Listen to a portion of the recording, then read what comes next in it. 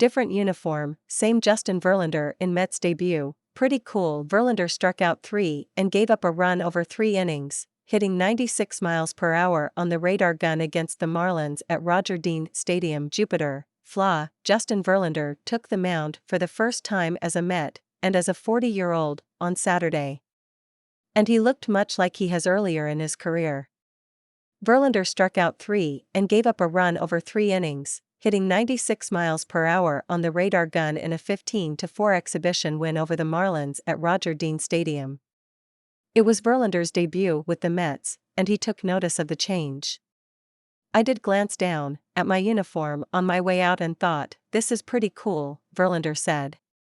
"There's only been a couple times in my career when I've changed uniforms. It's a new fan base, and new teammates." The Mets are hoping for the same Verlander, the one coming off his 3rd Cy Young Award. This one won with the Astros last season. He threw 35 pitches, and among the highlights was a slider that got Brian De La Cruz to swing out of his helmet in the top of the 1st en route to Verlander's first strikeout. Sign up for Inside the Mets by Mike Puma, exclusively on Sports Plus. Please provide a valid email address. By clicking above, you agree to the terms of use and privacy policy. Thank you. Enjoy this Post-Sports Plus exclusive newsletter. "He'll make the team," manager Buck Showalter joked. Verlander also worked in the changeup he's refining, throwing it 3 times. "Guys like him are always searching for another look and another something else in advanced meetings that hitters have to prepare for," Showalter said of Verlander's evolving repertoire. "They make different pitches out of the pitches they have. Hitters come back and they expect certain things, and they don't get it. Just about everybody's got a track record against Verlander, so he's trying to get better."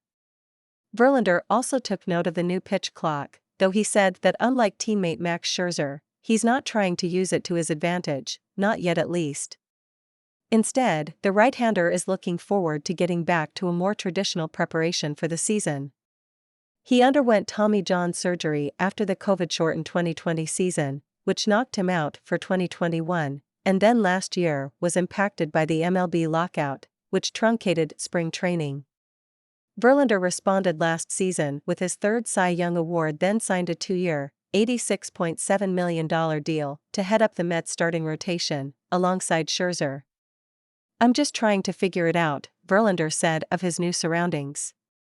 "A lot of fun comes with that.